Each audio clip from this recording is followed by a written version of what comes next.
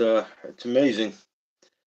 You know, where I left off on the other one, and basically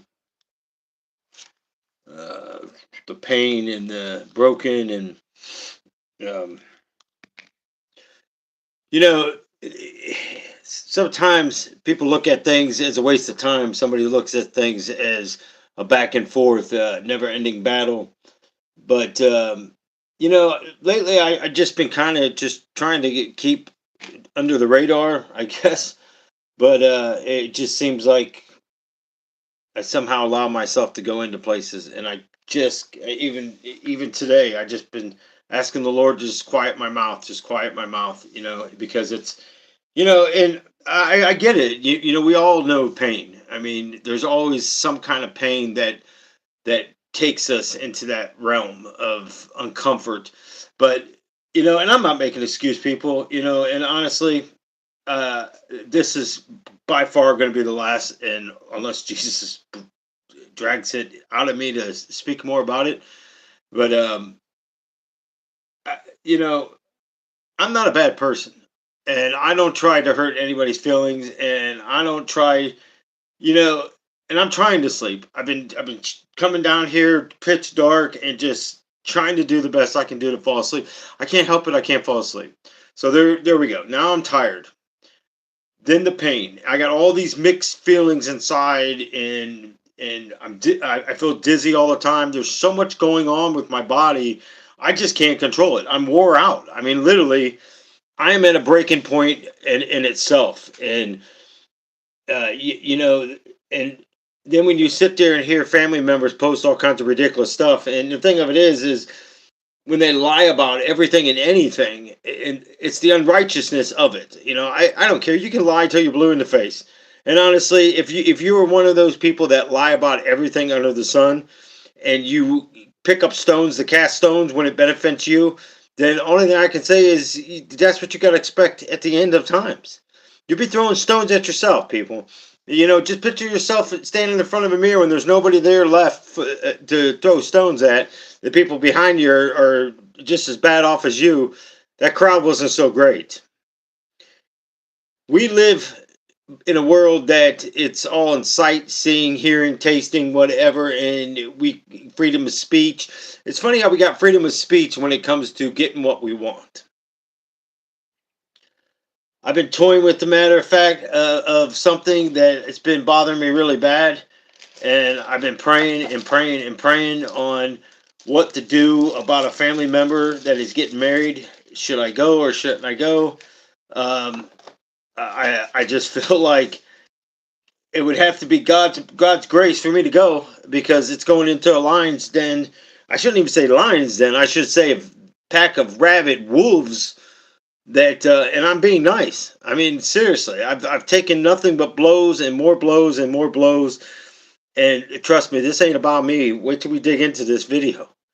If you really think that you're going to survive what's coming, you're mistaken. If you think your opinion is going to matter, you're mistaken. If you think they're going to give a care less about your sympathy or your pain or what you think you're owed, you're mistaken. If you think your skin color is going to keep you out of something because of what you have learned in this world is the yellow skin color. And I don't care if it's white, pink, black, green, yellow, I don't care what skin color you are. Because let me tell you right now, I don't care if someone comes over here and burns the American flag. You may say, Nelson, that is communist. Well, then I'm a communist. But I'm a devoted Christian. I seek the kingdom first. Nothing down here. That flag is never going to represent nothing in the kingdom. It's just the flag of our country. I understand what people died for. But I also understand that a lot of them went free willingly.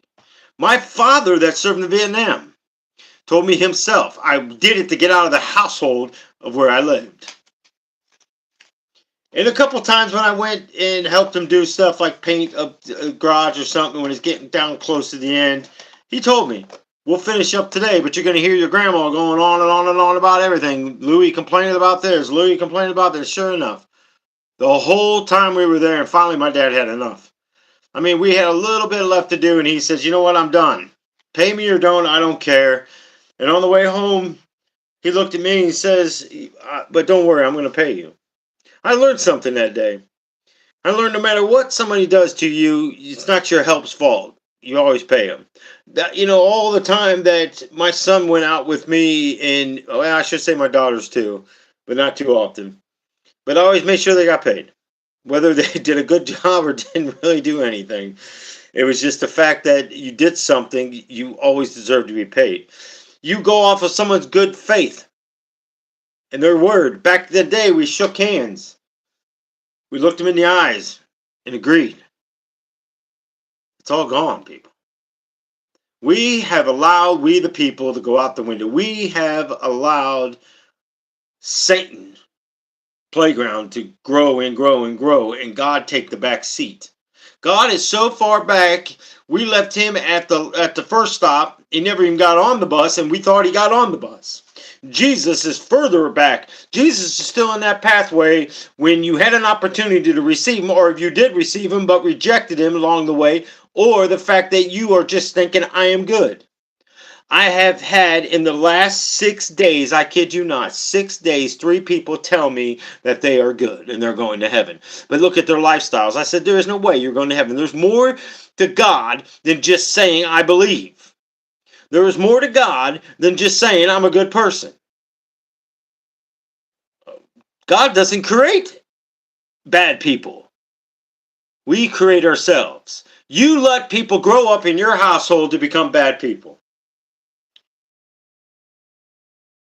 They learn from they learn from the streets. I'm busy. They're playing with their friends. Their friends are going to get them killed or in prison. That's friends. You're going to be the one, just like I said, you'll be the ones out there screaming at the cops, do something, arrest them, do something. I want justice. You'll be the ones in the courtroom screaming and carrying on. You killed my baby. No, I think it starts at home, people. Dr. Martin Luther King stood up here and said, I had a dream. That American dream. See, there was a man that didn't look at skin color. There was a man that loved. There was a man that upheld God. There was a man that stood for right. And what happened? Just like Abraham Lincoln, what happened? They killed him. He didn't deserve to die. Abraham Lincoln didn't deserve to die. If you ask me, Abraham Lincoln was the only, well, Reagan, well, you can't really say Carter because I don't even know. Carter was a mess. He was a good president, but he really didn't do anything. He spent a lot of time with these foreign countries and stuff like that. But other than that, I couldn't really tell you what Carter ever did. Honestly. Reagan was up in the face with people and didn't take it. But yet, he was they tried to assassinate him.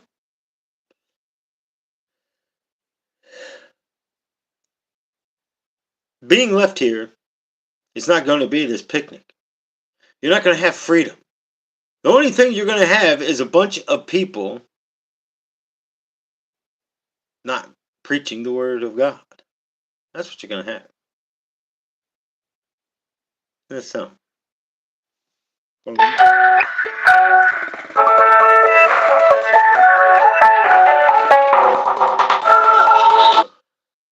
can leave a message.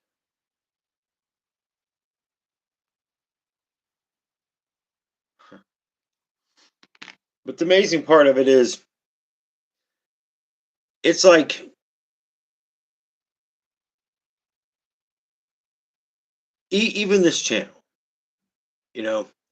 this channel got started to teach the best I could about my life, what I went through, how to try to help people correct their lives. And I've learned a lot by watching since the last few months. I've learned a lot about, like I said, marking down time frames and stuff. It's sad. It's really sad that when you get to a certain point in a conversation, it's some random hands reaching for that door behind you. I gotta get out of here. I gotta get out of here. Oh, I gotta get out of here. There's the door. Don't say that I didn't warn you. Don't say that because it didn't go how you thought things were going to go. And I have a lot going on. I have a lot, extremely lot going on, and I'm trying to make it day by day. And but I'm not going to go out without a fight. I'm not going to go out without giving this the word of God. See, broken people, we don't even know what broken means. I thought I was broken a few times, and I still feel like there's stuff in me that isn't right. I still don't feel the way that I should feel. And I feel like I'm slipping down a slippery, slimy hill every moment of the second. And I just keep looking up, and that bright light's getting dimmer and dimmer. But I tell you one thing that I do know. I do know I'm not alone. Jesus Christ is always with me. No matter what in this world, no matter who you're with, no matter what you think you got right in your life, someone's always going to disappoint you. Someone's always you're gonna take something wrong. Somebody, and then the Lord told me a little bit ago. He said, "Stop trying to prove your case. Stop it. I want you to stop today and give it to me. You got to promise me the next time you're just going to be quiet." I said, "Lord, that's kind of hard to do." He says, "Then I'm going to work on that. Thank you. Because alone I can't do it. But I know with you, you can remove anything. You have changed me so much. I look back at my days, Lord, and I look at you and I say, thank you. I thank you because I like the person that I'm becoming. I like this laid back person and not quick to anger. And lately that's all you've been hearing. That's all I hear is this or that or that. And I'm thinking, man, I sat down here the other night and just cried and cried and cried because I went to get up, hit the ground, and I just wanted to die. And this truth, I did. Because it's like every corner I go around, you get slapped. But why am I telling you this? I'm telling you this for a reason. Because the pain that I go through, the pain that you have gone through, whether it's giving birth, whether it's a car accident, or whether you fell off of something, or whether somebody hurt you, or whether you've been through a divorce, or whether you've had a bad fight with your friend that you grew up with and somebody misunderstood you, or you walk into a lunchroom and you hear a bunch of people talking about you that they don't even know you're there. That's happened too. It's hurtful. Words are worse than being slapped in the face. The bad thing is when you look into people in their faces and they look at you and smile because they don't know what you know or don't know. I'm telling you right now, I can tell Darlene so many things that's about to happen, how it's happening, and how it's going to go down. And sure enough, in this morning, I had to reveal to her, we was just talking about this, and look. I'm so sick and tired of people hearing, oh, I love you, right? I love you. No, I don't want that love. I'm sick of fake love. I'm sick. I'm sick of people telling you, "Hey, we're with you. We're on this roller coaster ride." Well, I'm gonna tell you something right now. That roller coaster stopped a long ways back, and I wonder how many people actually felt it and know it. Not because of what I'm doing. It's because of where Christ got off. He said, "Come on, come with me for a bit." I said, "What about all them? I've been riding on this ride all this whole time. Come with me. Come with me. Let's see how far they travel before they realize. I'll shut it all down." Hence, not replying to the comments. Hence, shutting things down. How many things in your life right now are shutting down? You don't even realize it. You know why? Because God's testing his sheep. God's testing the truth of who you truly are. That foundation is going to shake, people. It's not going to be an earthquake. It's going to be your shaking of your foundation. You're going to be shaking inside. You're going to feel like you just walked outside in the blistering cold weather. And I'm telling you what, some of them northeast states, some of the ones over there in Wisconsin and all that, in Colorado. Let me tell you right now, I've been in some cold states, but I'm telling you nothing.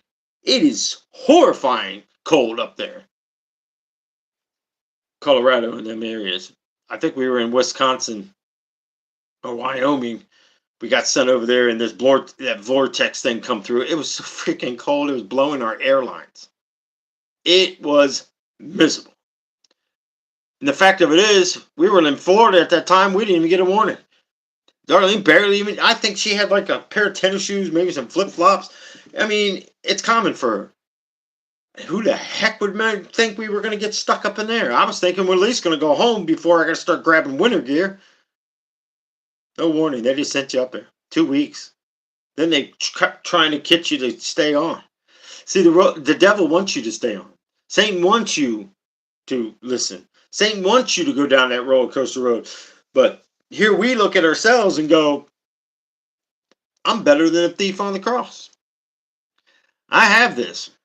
You know, my check marks are good every day.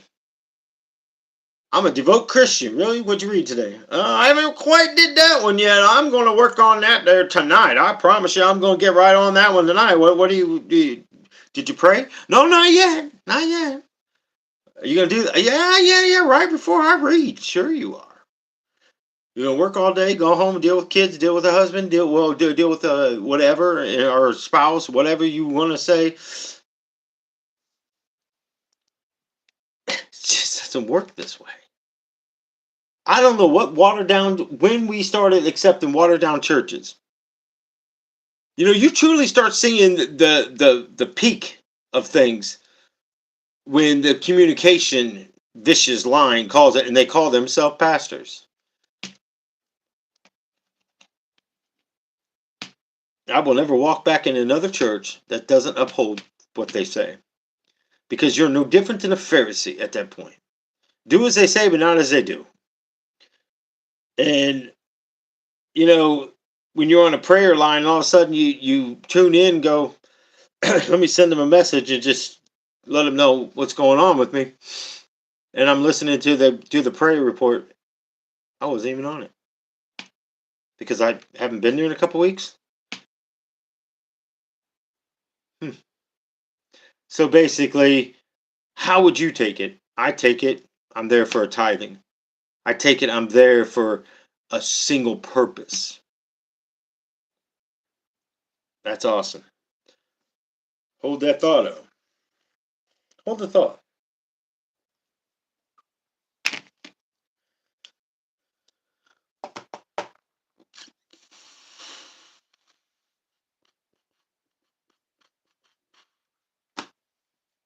I think I've pretty much touched on every part of pain that I could think about touching. I mean, over the years, I've talked about so much pain, and I know a lot of you have been in pain. I mean, I by far am not the only one that's ever been abused by a boyfriend or a stepfather or anything like that. I'll put money in the bank on that one. The other part is, I'm sure I'm not the only one that's ever been jumped, and I'm sure I'm not in the boat alone on the stuff that I preach. I'm not saying that. What I'm saying is, you have to look at your own pain. You got to look at your own life right now. Look at the way that you respond to things. But then you got to always, the Lord told me right before I came down here, I wasn't even going to come down to do the video. I was actually coming down to look for my book. I had a bunch of measurements and stuff in. I don't even know where it's at. I mean, I just keep moving stuff around because I have to focus on something. But you look at where you're at. Our pain. Just hold on a little bit. I know you guys stayed on that roller coaster and you just kept going, but I'm going to stand up on the mountain and just echo it out to you. So as you're coming back around, and you're circling back around, it'll carry in the wind to you, and you'll still be able to hear it. No, I'm not upset that you continue on. You should continue on. You should continue on your pathway wherever God is leading you right now. I don't know. That's between you and God. That's between your devotion and prayer. I told you guys before, you want to pray for a family member, a loved one to get off of drugs, get out of a gay lifestyle, get out of whatever sick porn, gambling, alcohol. You can go down the list. You don't do it out loud, people. You do it in that secret place with him. That secret place that nobody wants to go into. That secret place that nobody wants to sit down longer because you're too busy on your phones doing this. Oh, look at that. Would you look at that? Oh, that's great. Oh, yeah, I forgot. I got an event coming up. Oh, let me see what kind of shoes I can get for that. Oh, look at that dress. Look at that. Oh yeah, that's great. That's your secret time. If that's your devotion time to God, I feel bad for you because you're missing out on the incredible spirit of God. You're missing out on it. Well, so people don't think I'm being rude. Donna, Love, and Tracy. Well, hey there, and hello to you too, Donna. It it's a different teaching now. It's totally different. We're in a different time than what we've been in. Uh, and you know what's sad? For a moment, I had high hope in September. I had high hope for that week of September, the 22nd, 23rd, 24th, 25th, 26th, 20th. I mean, I've been hearing all different days, but the majority of them is between the 22nd into the 24th. So even if we held those 3 days, here's the problem. I'm saddened, and I've been praying, let God take the righteous of them. Just take the ones that are truly ready then. Don't let everybody else suffer. Don't let them suffer. But I'm not God. It's a good thing I'm not God, right? It's a good thing I'm not sitting up on that throne making these judgment calls. Nor do I want to be. Do I think I could judge the world accordingly to what they have done and do it fairly? Uh, could I spare people because they're family here on earth? No, I wouldn't spare them. I would probably be harder on them than I would a fellow person that I don't know. I would probably be even twice as bad on my own children because they know better. But they showed their true selves. See, they showed when the Lord showed me emptying those corrals out, and He opened the gates, and all the sheep came out. And he started watching, and I started looking, and I said, Lord, why are some of those sheep, their paws, or I guess you wouldn't call them feet, but why, Lord, are they black? Why does that one got funny looking feet teeth compared to those ones? And before you know it, you realize you're not even dealing with a sheep. You're dealing with a wolf. It's the same thing that's happening in these churches. The wolves are coming in. The wolves are coming in because we want to preach this sell a word. We don't want to preach. We don't want to preach spiritual warfare. We don't want to talk about the coming of the Antichrist. We don't want to talk about the coming of Christ. We don't want to put that fear. Well, somebody needs to shake your foundation and wake you up because you're going to be left here. And whose fault is it? God's? You're going to blame Him? Is it funny how when something don't go your way, you blame God? But when you want something, you go to God. Why don't you go to your master called Lucifer? See what he gives you. Lucifer is only going to give you temporary. And if you're not doing his work, look at the Diddy scandal. Look at Justin Bieber. Look at all these Beyoncés and Oprahs and Dwayne Johnson and Leonardo DiCaprio, Tom Hanks. I mean, we can go down the list. Look at the characters they play. They play really good characters, don't they? They're very convincing, aren't they? Yeah, because they probably should be, because they probably got such split personalities, and down inside them, they don't know which demon is what. You may say nothing that's wrong to say that. No, I'm not looking at the corruption they're in. If you think that that's not demonic, then we need to step back a little bit and define what is demonic. Nobody in their right mind would do that to somebody. I'm sorry. Am I mad at them? No, I'm praying against the sin, people. But I think each and every one of them, I don't care, not just Diddy, all of them. Do I feel bad for Justin Bieber? No, I don't. I've said it from the beginning. So people think that I'm wrong on that. Why would I feel bad for him? Did you hear what he said? I was supposed to get a Lamborghini, but he won't give it to me. Diddy says, I ain't giving it to you. But you're going to do what I say. Because he holds the money. The money is more important. The love of money is the root of evil. When you worship money, Well, we all know in the Christmas Carol what happens to Ebenezer at the end. He found love. You ain't gonna find no love in hell. There ain't no happy ever ending in hell. No man has ever seen hell, Nelson. You're lying. Okay. Well, guess what? Guess what? I will promise you this. You're going to remember what I said about hell. You're going to remember every detail. You know why? Because you go in this flesh. You go with this mind. You go however you look. You don't get made new. You're going into hell just how you look. If God came right now and called his people home, you would go to hell. I would go to hell just how I look. Just right now. Nothing changes. I don't get a new body. I don't get to be renamed. I don't get new clothing. I don't get any of it. You'll see. And you'll be crying out. There's a part in there where a servant is crawling out to Abram saying, please tell my brothers.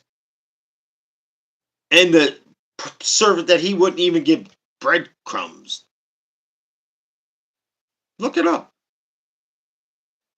Who's he talking to then? His imagination? Well, if he is, that's a heck of an imagination. 2, if he's talking to somebody, but he's looking upwards, he's calling on Abraham. At least tell my brothers so they don't come here. Well, why would he want them to come here? It's all fun, isn't it? It's all games. It's all these great things that we've heard. Party on, guys.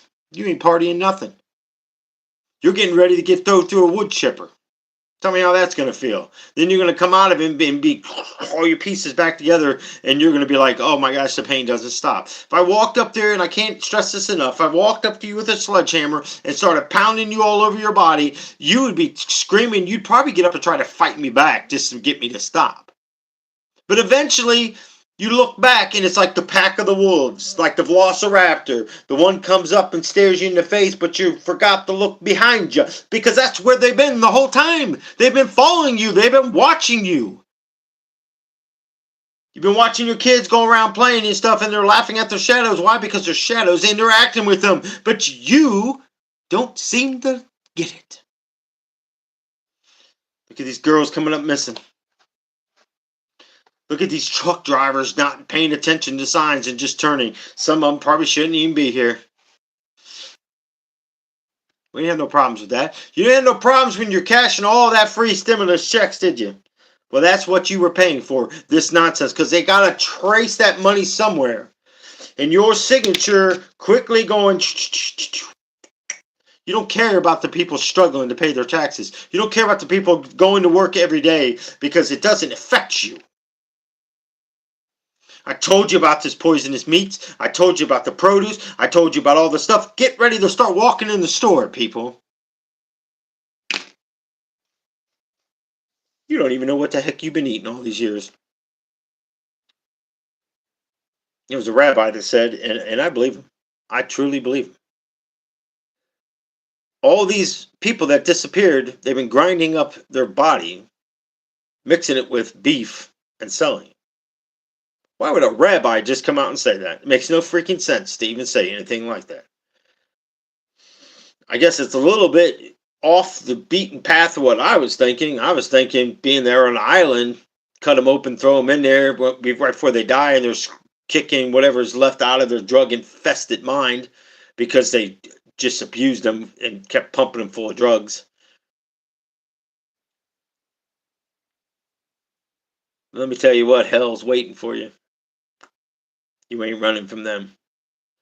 They're going to love you. You would probably choose, if you had to choose, 2 options. Hell, or go to the meanest, baddest, disgusting prison. And you know what's going to happen there. Let me just say, you'll be walking around, they'll be pulling their pocket out to you, and you'll be grabbing hold of their pocket. And that's about as far as I'm going to go with it. Which one would you choose? No, before you answer, you're going to have an option to be able to see both sides.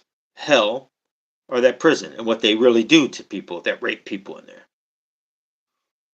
I would put every dollar I own in my life on it, you would pick that prison over hell. You want my opinion, which I would choose? Well, I'm glad you asked. Maybe this will make it sink in your heads a little bit more. I would take prison. I would rather go through that every day the rest of my life. Every day, and I don't care if there's 15, 20 of them. I would rather go through that than to walk into hell. That's what gets me when people come against me all the time about things.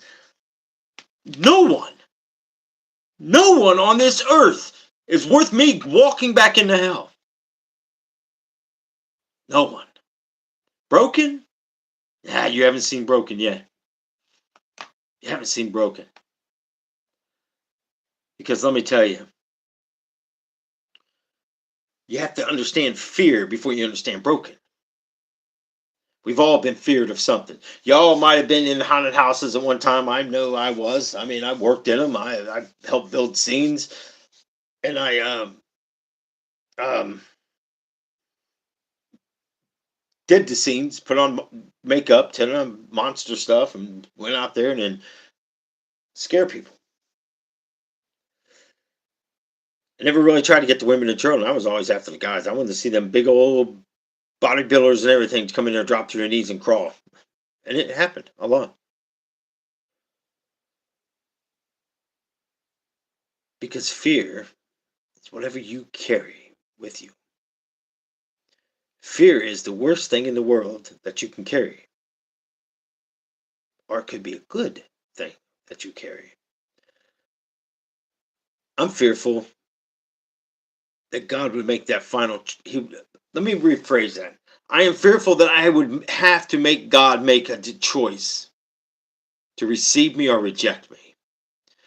I should never, ever, ever, ever, ever, ever, ever, ever, ever have put God in that place. Ever. But I have. It's all your fault, God. Everything's your fault.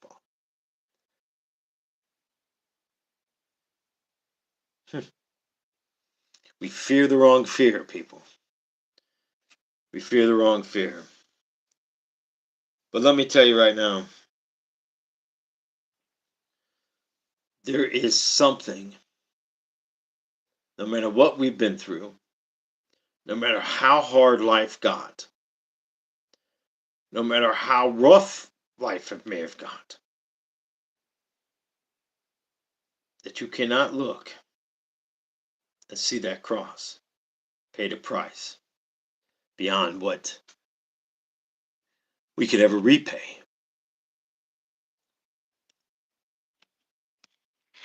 Or can we?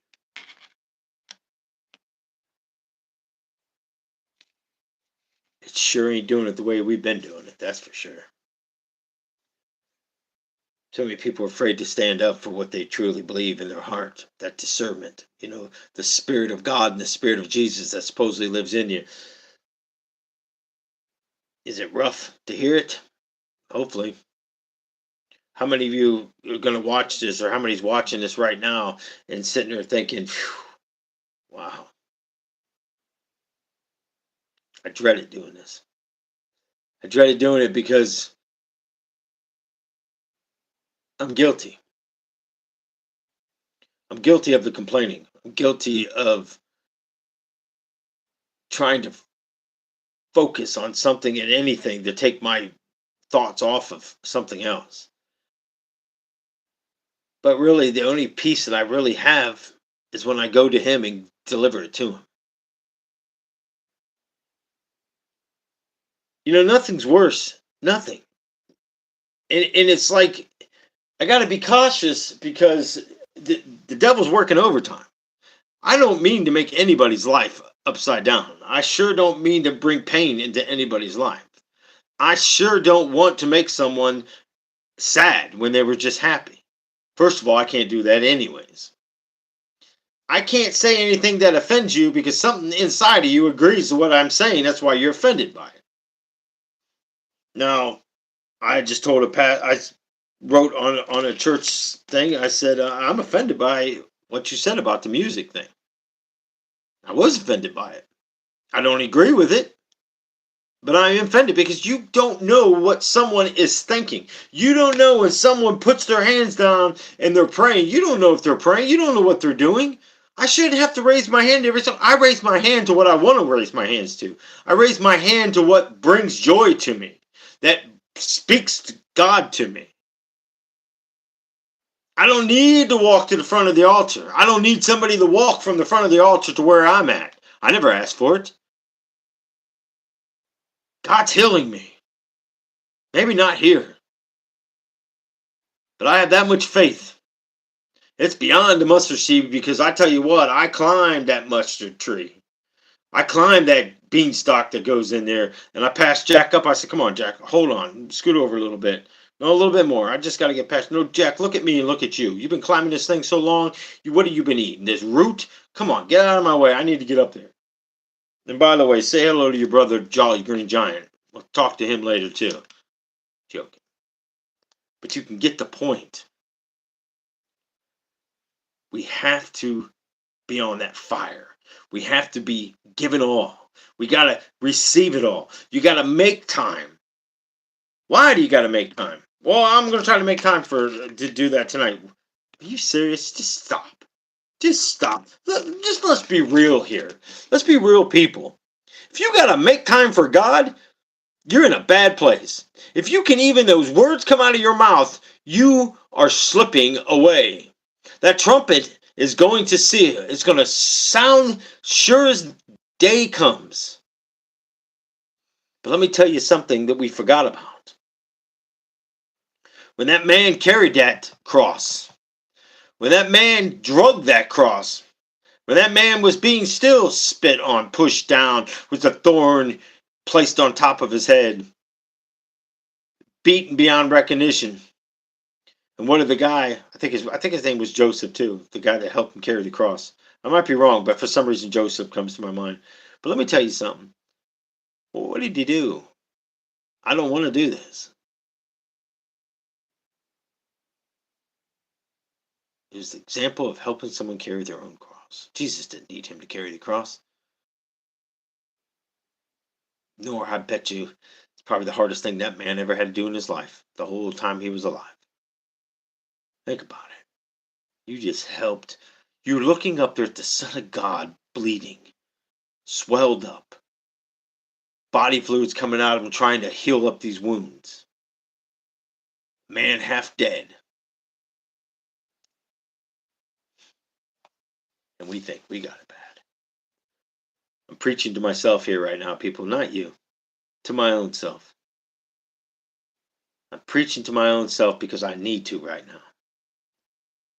I need to take a drink of this right now. It's called poison. I put Drano. I put bug killer in there. I put mothballs in it. I'm just going to fall over. Joking. Would never take my life. Not again, anyways. I shouldn't say never. I would never do it again. If I die of something, it's called lack of care. But look what he paid. I can't even go out and preach enough to tell people the wrong what we're going in. I asked the Lord, I said, please don't send me in no more churches. I said, unless you really want me to go in there and speak something. So I'm going to spend the next couple days getting this channel up and going. And I'm going to devote those books over there, what he called the books. I call them tablets, but he calls them books. I even marked them for him, book 1, book 2, book 3. It's time, he said. And I've been spending a little bit of time at nighttime reading through them. It's horrifying, people. Some of the stuff I don't even remember was in there. It's horrifying.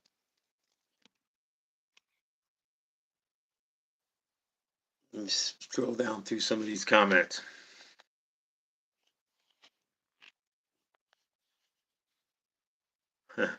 You know what, Tracy? A lot of people are asking about then and now, and it's I it's probably one of the hardest.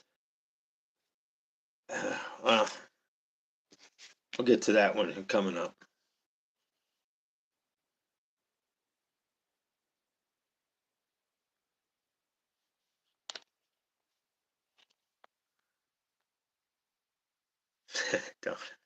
Always made me laugh. Preach, brother.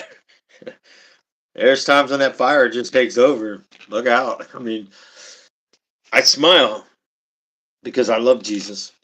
I smile because he's all. He's got to be your all in your life. Nothing else can be front of him. You got to want to be in his presence more than anything. More than your spouse, more than friends, more than children, more than family, more than desires of something, whatever it is. If those things overcome you, that pain that man went through carrying that cross was for nothing. Nothing. Because that wasn't enough. They had to put the two thieves behind him. The best way I can describe it is like this. And they put Jesus out like this. See, Lucifer wanted them front and center. He wanted people to see their king. Little did he know what was about to happen. Little did he know that the sky was going to start turning dark. And as Jesus on that cross, sin, another sin, another sin, got darker and darker and darker and darker. But you notice something after about the 6th hour, going 7th hour, I think, somewhere in the between 6th and 9th hour, what happened? Father, Father, why have you forsaken me? I imagine all them voices in his head. It was probably like the legions that he cast out that wanted to go into the swine, the pig. I wonder.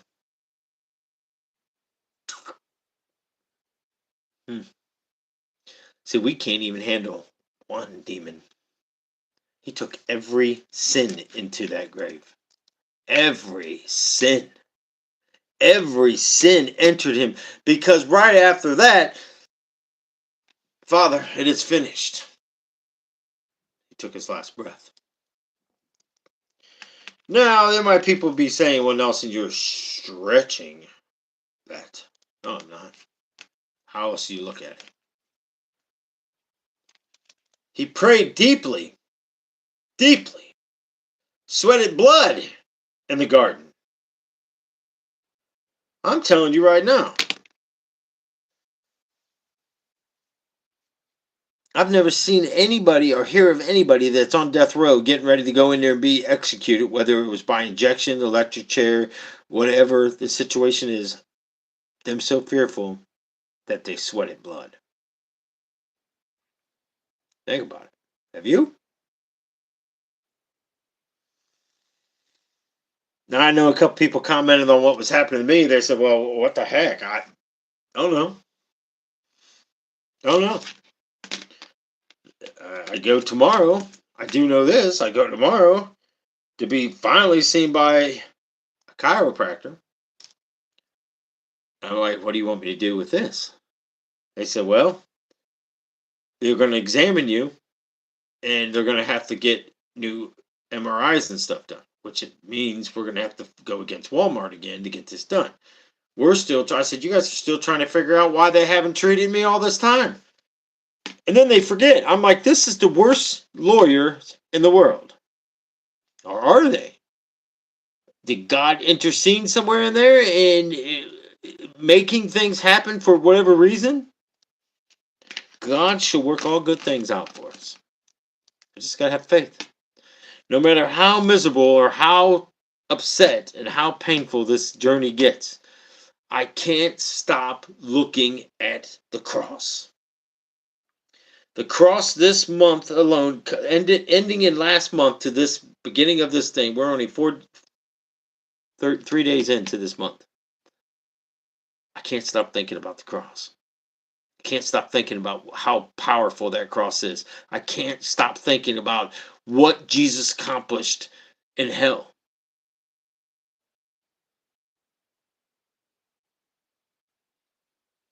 Darkness is coming. There's no running from it. No machine guns, no M80s, no grenades, no fortress, no whatever thing that you got built that you think you're going to survive. It's not going to happen. You're not going to be able to hide from it.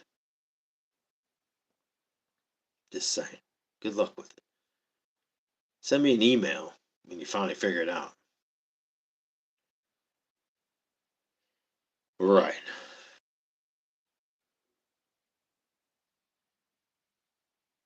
I'll do whatever God asks me to do. Do I want to stay here? I don't want to stay here now. I literally, I'm tired. I really am. I'm just, it's like everything goes on. Why do it? I don't know. I ask God to stop it. Sad part is, Satan does everything because God sent love. Satan goes at you with love. It might take you a minute to think about that one.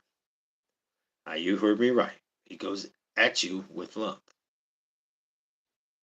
How is that possible? Satan don't love. I didn't say he did. I said he comes at you with love. I still don't understand it. Well, good. You're about to. Because when you're in that life, everything's good for you. When he starts coming at you with love and stripping your children, taking your household, you become the book of Job. His own wife, why don't you just curse God and die? How's that one strike you? Can you imagine your spouse coming to you just telling you, why don't you just curse God and die? How much more can you bear? How much more can you take? I can do all things through Christ who strengthens me. That's how much more I can take. It's up to you to decide. That cross, those 3 nails, the power in the name of Jesus. Start examining yourselves. I mean, seriously, examining yourselves. Because he is the only way. The only way. There's no other way to him but except on that straight and narrow path.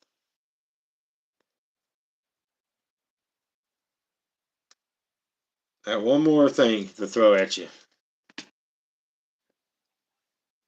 Oh, and I gotta go get some other stuff done. I want you to really think about this. What is the worst sin that we can commit? I thought long and hard on this. I really did. I really sat and thought about this. Well, how in the world can any sin be worse than another sin?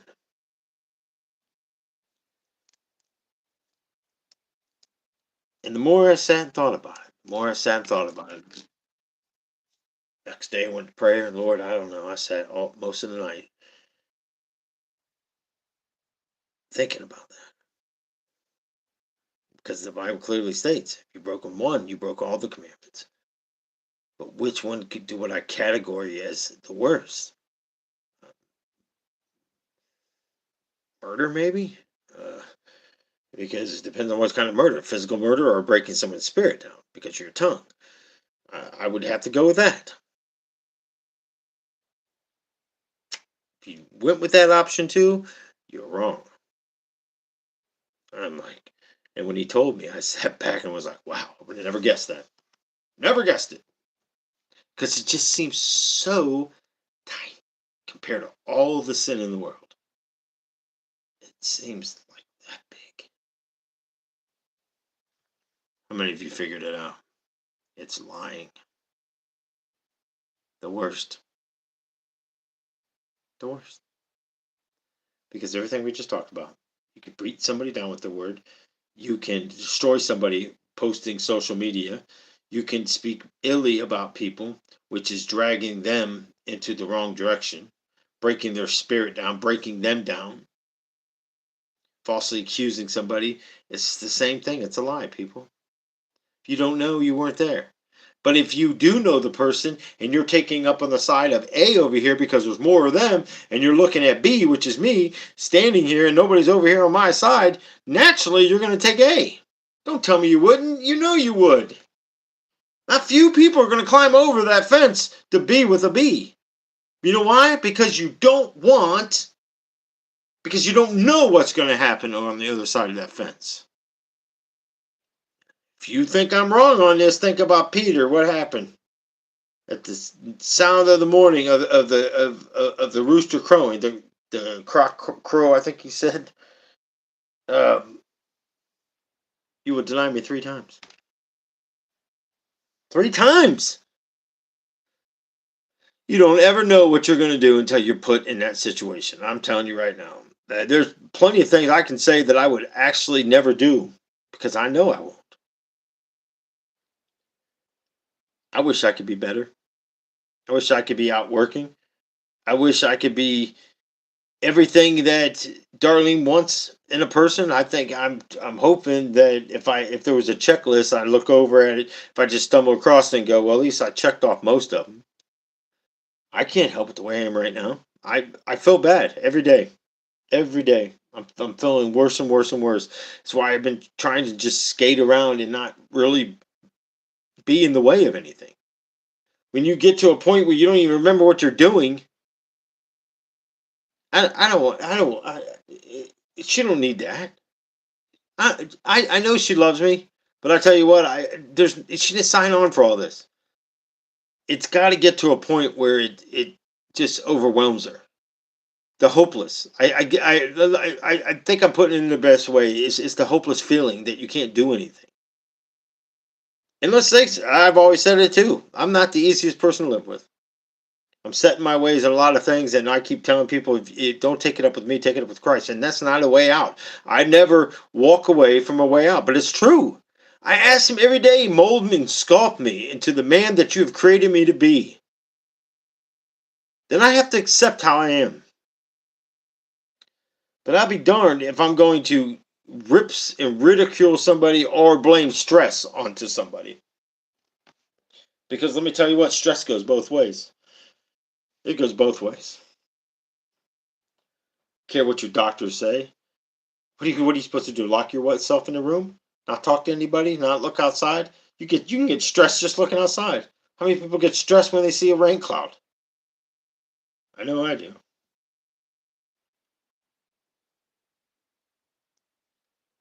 When you don't feel love, and your family just after that Ebenezer's coin, what does Caesar's give to Caesar's? What does God give to God? Well, we're talking.